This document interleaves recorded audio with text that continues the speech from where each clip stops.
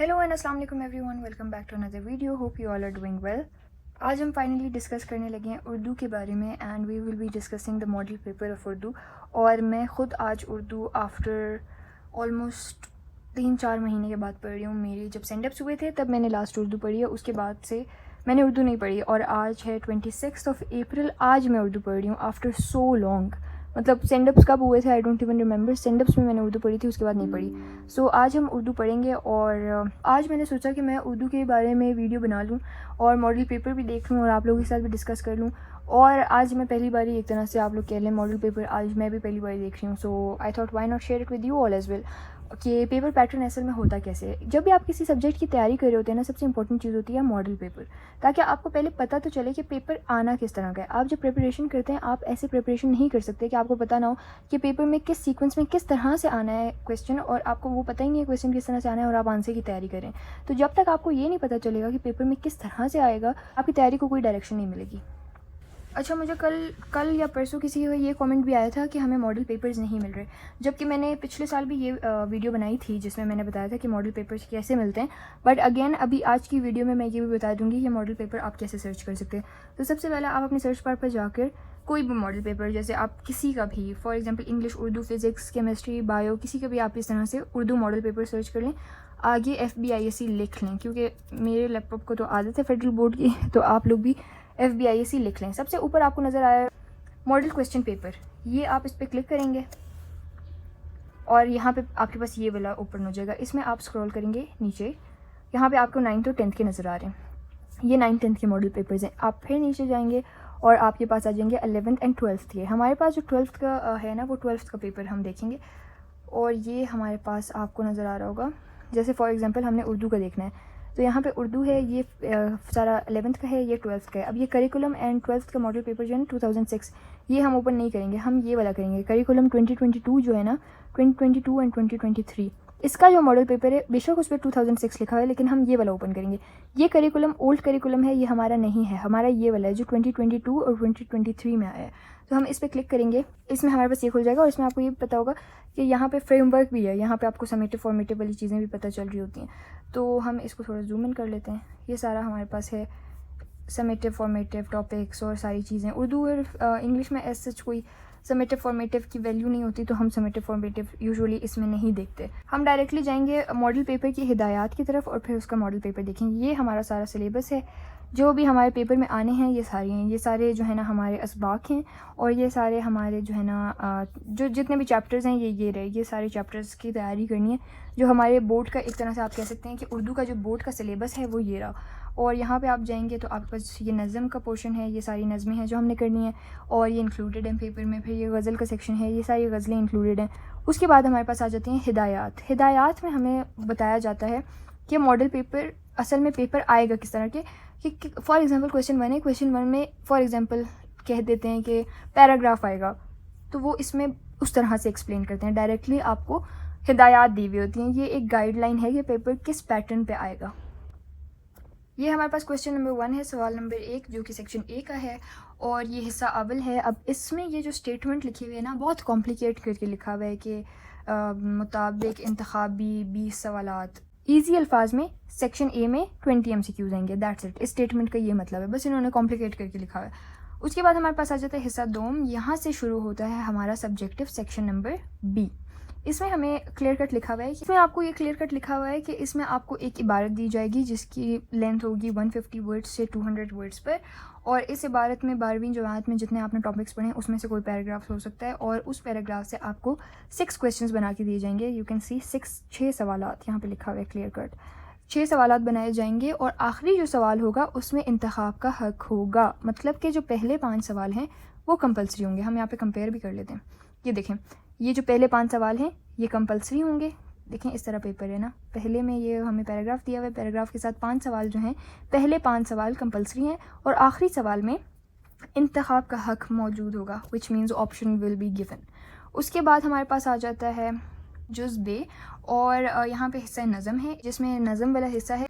इसमें हमें 3 شعر پر مشتمل ایک بند دیا جائے گا اور اس بند سے ریلیٹڈ ہمیں سوال دیے جائیں گے. اب اس میں سے 3 سوال بنائے جائیں گے, جس میں سے یہاں پہ آپ دیکھ سکتے ہیں 3 سوال بنائے جائیں گے. آخری سوال میں انتخاب کا حق دیا جائے گا. مطلب 3 سوالوں میں سے پہلے 2 کمپلسری سوال ہوں گے, اس کے بعد جو 3rd کویسچن ہوگا اس میں ہمارے پاس چوائس ہوگی, ہمارے پاس اوپن چوائس ہوگی for selection between any 2 questions. تو پہلے والے میں بھی اس طرح ہمیں پہلے 5 کویسچنس کمپلسری تھے, آخری والی میں چوائس تھی. اس میں 3 ہے ٹوٹل, 2 کمپلسری ہیں, 1 میں چوائس ہوگی. اس کے بعد ہمارے پاس آ جاتا ہے جز جیم وچ از اگین غزل والا حصہ. اس میں بھی سیم ایسا ہی ہوگا, 3 اشعار پہ مشتمل ایک بند دیا جائے گا جس میں سے ہمیں 2 سوالات دیے جائیں گے. آخری سوال میں انتخاب کا حق دیا جائے گا, مطلب بند دیا جائے گا غزل میں سے, اس میں سے 2 سوال دیے جائیں گے, پہلا کمپلسری ہوگا, سیکنڈ میں چوائس ہوگی. پھر ہمارے پاس لاسٹ جو آ جاتا ہے وہ حصہ قواعد ہے. ڈیفینیشنز جو ہوتی ہیں, جتنی بھی ہماری گرامر ہے نا, جو اینڈ آف چیپٹر گرامر ہوتی ہے جس میں ڈیفینیشنز ہوتی ہیں, اس طرح کی چیز ہوتی ہیں, وہ دیے جائیں گے. اس سے ریلیٹڈ سوال اگین 3 سوال ہوں گے, پہلے 2 کمپلسری, آخری میں ہمارے پاس انتخاب کا حق ہوگا. انتخاب کا حق از سچ اے کول تھنگ ٹو سے. ہم جیسے کہہ رہے تھے نا آپشن ہوگی, تو یہ انتخاب کا حق ہوگا. آج سے میں یہی بولوں گی. اس کے بعد ہمارے پاس آ جاتا ہے حصہ سوئم, اور یہ ہے سیکشن سی ہمارے پاس, جس کے ٹوٹل مارکس 41 ہیں. سب سے پہلا کویسچن جو ہے کویسچن نمبر 3 سیکشن سی کا ہے. وہ جو ہے نا اس میں ہمیں ایک عبارت دی جائے گی جس میں سے کم 6 سے 8 ایسے پوائنٹس ہوں گے جن کو ایکسپلین کرنا ہوگا. مطلب فار ایگزامپل ہمیں ایک پیراگراف دیا جائے گا اور ہمیں اس پیراگراف کی تشریح کرنی ہے. کوئی بھی 2 پیراگرافس ہمیں دے دیں گے, ہم نے اس میں سے کسی ایک کی تشریح کرنی ہے. اس کے بعد ہمارے پاس آ جاتا ہے کویسچن نمبر 4. کویسچن 4 میں ہمیں 2 بند دیے جائیں گے, دونوں بند میں 3 شعر ہوں گے اور یہ نظم کے بند ہوں گے, اور ہمیں اس میں سے کسی ایک بند کی تشریح کرنی ہے. پھر کویسچن نمبر 5 میں سیم تھنگ بٹ غزل سے ریلیٹڈ ہے. غزل میں ہمارے پاس کیا ہوگا کہ 2 بند ہوں گے, دونوں میں 3 شعر ہوں گے, اور اس میں سے کسی ایک بند کی ہم نے تشریح کرنی ہے غزل کی. اس کے بعد ہمارے پاس آ جاتے ہیں سوال نمبر 6. اس میں آپ کے پاس آپشن ہوگی, دیکھیں یہاں پہ کلیئر کٹ لکھا ہوا ہے. اس سوال میں رسمی, غیر رسمی خط اور ای میل یا دعوت نامے اور تہنیت نامے میں سے ایک موضوع دیا جائے گا. یا تو رسمی خط آئے گا, یا غیر رسمی آئے گا, یا ای میل آئے گی, یا دعوت نامہ آئے گا, یا تہنیت نامہ آئے گا.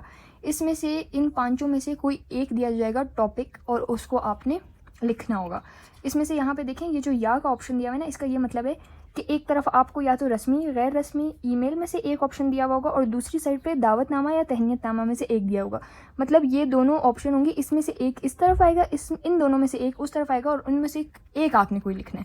تو مطلب ان 5 میں سے ایک لکھنا ہے. اس میں سے ان 2 میں سے کوئی ایک اس آپشن میں آئے گا, اور ان 3 میں سے کوئی ایک اس آپشن میں آئے گا, اور پھر بھی ان 2 میں سے دونوں آپشن میں سے پھر کوئی ایک جا کے آپ نے کرنا ہے. پھر ہمارے پاس آ جاتا ہے کویسچن نمبر 7, سب سے لمبا ترین کویسچن, وچ از تفصیلی تحقیقی تنقیدی انداز کو تحریر کرتے ہوئے مضمون لکھنا ہے. 400 الفاظ پر مشتمل مضمون لکھنا ہے. ہمیں ٹاپک دیا جائے گا اور ہمیں اس پہ مضمون لکھنا ہے 400 الفاظ کا. یہ آخری کویسچن ہے اور اس کے 12 مارکس ہیں. یہ بہت امپورٹنٹ کویسچن ہے اور اس کے 12 مارکس ہیں. اب ہم آ جاتے ہیں یہاں پہ پیپر ڈسٹریبیوشن ایسے ہے کہ انڈرسٹینڈنگ میں سے 50% آئے گا, نالج میں سے 30% آئے گا, اور اپلیکیشن میں سے 20% آئے گا. اس کے بعد ہمارے پاس آ جاتا ہے یہ ماڈل پیپر, ہم اسے دیکھ لیتے ہیں. ایز پر دا ہدایات اس میں 20 MCQs ہوں گے. Let me zoom it. یہ دیکھیں یہاں پہ گرامر سے ہی موسٹلی آتے ہیں. دیکھیں حروف کی اقسام پوچھی ہوئی ہیں, اور تلمی, یہ ساری جو ہے نا گرامر سے ہی آلموسٹ آیا ہوا ہے, اور اس میں ایز سچ کوئی یاد کرنے والی چیز نہیں آتی, ساری گرامر آتی ہے. یہ دیکھیں یہاں پہ 20 MCQs ہیں سیکشن اے میں. اس کے بعد ہمارے پاس آ جاتا ہے سیکشن بی. اس میں ہمارے پاس یہ آ جاتا ہے ایک ہی پیراگراف, ہمیں ایک ہی مطلب کمپریہنشن ٹائپ دی ہوئی ہے, ایک پیراگراف دیا ہے. پیراگراف سے ہمیں 5 کمپلسری کویسچنس دیے ہیں, ایک میں آپشن ہے ایز پر دا ہدایات. اس کے بعد ہمارے پاس جز بے آ جاتا ہے. اس میں آپ کو یہاں پہ نظر آ رہا ہوگا کہ ہمیں جو ہے نا 3 اشعار پہ مشتمل ایک بند دیا ہوا ہے. ایک شعر, دوسرا شعر, تیسرا شعر, 3 شعر پہ مشتمل ایک بند ہے. اس میں سے 3 کویسچنس ہیں. آخری والے میں انتخاب کا حق موجود ہے. اوکے, انتخاب کا حق آخری والے کویسچن میں موجود ہے. پہلے 2 جو ہے نا وہ کمپلسری کویسچن ہیں. اس کے بعد جو ہے نا حصہ غزل آ جاتا ہے. اس میں اگین 3 شعر پر مشتمل ایک آپ کو وہ دیا ہوا ہے بند. اچھا ایک اور چیز, یہاں پہ جو نظم ہے نا یہ ایک ہی بند ہے, مطلب یہ ایک ہی نظم سے اٹھا کے آپ کو دیا ہوا ہے. غزل میں اگر آپ دیکھیں یہ شعر کسی اور کا بھی ہو سکتا ہے, یہ شعر کسی اور کا ہو سکتا ہے اور یہ شعر کسی اور کا ہو سکتا ہے. مطلب جتنے 3 شعر ہیں نا، یہ ضروری نہیں ہے کہ یہ پورا بند کسی ایک غزل سے ہو. یہ شعر الگ غزل سے بھی ہو سکتے ہیں، 3 الگ غزلوں سے بھی ہو سکتے ہیں، تو یہ ڈفرینٹ ہیں. جبکہ یہ جو ہے نا، یہاں پہ آپ دیکھیں ان پہ اللہ اکبر اینڈ اللہ اکبر، سو اٹ مینس کہ یہ پورا بند ایک ہی نظم سے آیا ہے. لیکن یہ جو شعر ہیں یہ الگ الگ غزلوں سے آ سکتے ہیں اور ان کے سوال بھی الگ ہوں گے. پہلے 2 سوالوں میں جو ہے نا نو آپشن، لاسٹ والے میں آپشن ہے. اس کے بعد ہمارے پاس آ جاتا ہے قواعد کا حصہ. قواعد کا حصہ مینس گرامر پورشن. اس میں ٹوٹل آپ کے پاس 2 کویشچنز ہوں گے. پہلا والا کمپلسری، دوسرے والے میں آپ کے پاس چوائس ہوگی. جیسے آپ دیکھ سکتے ہیں پہلے کویشچن میں ہم سے پوچھا ہوا ہے مرثیہ کی تعریف لکھیں اور کوئی سے 2 اجزاء کے نام تحریر کریں. اب اس میں آپ نے مرثیہ کی ڈیفینیشن لکھنی ہے اور 2 اجزاء کے نام لکھنے ہیں، صرف نام، ایکسپلینیشن نہیں. اس کے بعد ہمارے پاس آ جاتا ہے دوسرا، اس میں ہمارے پاس آپشن گیون ہے. تو درج ذیل اشعار میں سے استعمال ہونے والی صنعتوں کی نشاندہی کریں. یا تو اس میں سے الف ب جیم میں سے آپ نے صنعتوں کی نشاندہی کرنی ہے، یا اس میں آپ کے پاس آپشن ہے درج ذیل جملوں میں مناسب مقام پر رموز و قاف لگائیں. رموز و قاف مینس پنکچویشن مارکس. تو اس میں آپ نے پنکچویشن مارکس لگانی ہے صحیح جگہوں پہ. یہاں پہ صنعت کی نشاندہی کرنی ہے. یہ اس میں آپشن ہے. اس کے بعد ہمارے پاس آ جاتا ہے سیکشن سی. سیکشن سی میں ہمارے پاس پہلا کویشچن ہے. اس میں ہمارے پاس 2 پیراگرافس دیے ہیں، یا تو یہ والا یا یہ والا، دونوں میں آپشن ہے. اس کے بیچ میں یا کلیئرلی لکھا ہوا ہے، تو آپ نے یا اوپر والا کرنا ہے یا نیچے والا، اور اس میں سے کسی ایک پیراگراف کی آپ نے تشریح کرنی ہے 6 مارکس کا. اس کے بعد ہمارے پاس آ جاتا ہے سوال نمبر 4، اور اس میں ہمارے پاس آ جاتے ہیں، یہ بہت ڈسٹارٹڈ سا نظر آ رہا ہے، یہ اصل میں ایسا نہیں ہوتا، اصل میں ایسا ہوتا ہے. یہ اوپر والا بھی ایسا ہی دیا ہوا ہوگا، پتہ نہیں کیوں اس طرح خراب ہوا ہے. اس میں سے ہمیں اس طرح جو ہے نا 3 اشعار پر مشتمل ایک بند دیا جائے گا. تو آپ یہاں پہ دیکھیں 1 2 3 4 5 6، 2 مصروں کا ایک شعر ہوتا ہے، وچ مینس یہ 3 شعر ہیں اور 3 شعر کا ایک بند ہے. اسی طرح یہ بھی 3 شعر ہوں گے، اس کا ایک بند ہوگا. ان 2 بند میں سے آپ نے ایک کی تشریح کرنی ہے، اور یہ نظم کی تشریح ہے. اس کے بعد ہمارے پاس آ جاتا ہے سوال نمبر 5. اس میں بھی آپ کو دیکھیں 3 شعر پہ مشتمل ایک بند دیا ہوا ہے. اگین 3 شعر ہیں اور یہ بھی 3 شعر ہیں، یہ دونوں غزل کے بند ہیں، اور اس میں سے کسی ایک بند کی آپ نے تشریح کرنی ہے. تو یہ نظم اور غزل کی تشریح ہو گئی. اس کے بعد ہمارے پاس آ جاتا ہے سوال نمبر 6. اب سوال نمبر 6 میں بھی ہم نے بہت ڈیٹیل سے ہدایات میں ایکسپلین کیا تھا، تو ہم یہاں پہ پڑھ لیتے ہیں. ناظم اعلیٰ کے نام پینے کے صاف پانی کی فراہمی کے لیے خط لکھیں. یہ فارمل خط ہے، رسمی خط. جیسے اس میں کہا تھا نا کہ اس طرف رسمی، غیر رسمی یا ای میل ہو سکتا ہے، اور دوسرے آپشن میں نیت نامہ یا دعوت نامہ تھا آئی تھنک. تو اس میں یہی آپشن دیا ہوا ہے. یہاں پہ یہ رسمی خط کا آپشن دیا ہوا ہے، یا پھر دوست کو امتحان میں شاندار کامیابی پر تہنیت نامہ. تہنیت نامہ مینس مبارکباد. وہ خط ہی ہوتا ہے، بس اس خط میں مبارکباد دی جاتی ہے. تہنیت نامہ تحریر کریں. تو ان میں سے کوئی ایک لکھنا ہے، یا رسمی خط یا پھر یہ تہنیت نامہ. پھر ہمارے پاس آ جاتے ہیں سوال نمبر 7. سوال نمبر 7 میں لکھا ہوا ہے درج ذیل موضوعات میں سے کسی ایک پر 400 سے 450 الفاظ پر مشتمل مضمون تحریر کریں. آپ کے پاس 4 آپشنز ہیں، 4 ٹاپکس ہیں. ان میں سے کسی ایک پر آپ نے مضمون لکھنا ہے 400 to 450 ورڈز کا. سب سے پہلا ہمارے پاس سوشل میڈیا کے استعمال کے مثبت اور منفی پہلو لکھیں. متوازن غذا اور ورزش کی اہمیت، which means balance diet and exercise, advantages of exercise. اس کے بعد ہے بدعنوانی کے اسباب. اس کے بعد ہے موسمیات کی تبدیلیاں اور ان کے اثرات. یہ کلائمیٹ چینج اور گلوبل وارمنگ والا ٹائپ کا ٹاپک ہے. تو according to my experience I think mostly بچے یہ سوشل میڈیا والا ٹاپک لکھتے ہیں اگر یہ ہمارے پیپر میں آتا. تو سوشل میڈیا والے یہ جو اس طرح کے ٹاپکس ہیں نا، کلائمیٹ چینج، سوشل میڈیا، اس طرح کے، ہاں یہ سارے جو ٹاپکس ہیں یہ بہت امپورٹنٹ ہیں اور یہ بہت ریپیٹ ہوتے ہیں. تو ان کی پریکٹس کریں، اور رائٹنگ اسپیڈ کی پریکٹس کرنی ہے، کیونکہ 400 سے 450 الفاظ پر آپ نے یہ لکھنا ہے. اور یہ تھا سارا ماڈل پیپر. آئی ہوپ کہ آپ کو اب سمجھ آ گئی ہو کہ آپ نے کس طرح سے تیاری کرنی ہے. انشاءاللہ میں نیکسٹ ویڈیو جو بناؤں گی وہ میں اردو کی پریپریشن پہ بناؤں گی. فی الحال میں نے سوچا کہ میں پہلے آپ لوگوں سے پیپر پیٹرن ڈسکس کروں، کیونکہ پیٹرن بہت میٹر کرتا ہے. آپ کو جب تک پیٹرن نہیں پتہ چلے گا آپ تیاری نہیں کر سکتے. سو پہلے میں نے سوچا کہ میں یہ ڈسکس کر لوں، اس کے بعد انشاءاللہ میں اس کی پریپریشن کے بارے میں بھی آپ لوگوں سے ڈسکس کر لوں گی. So this was it for today's video. I hope you all liked it. See you all in the next one. Till next time. Allah Hafiz and bye bye.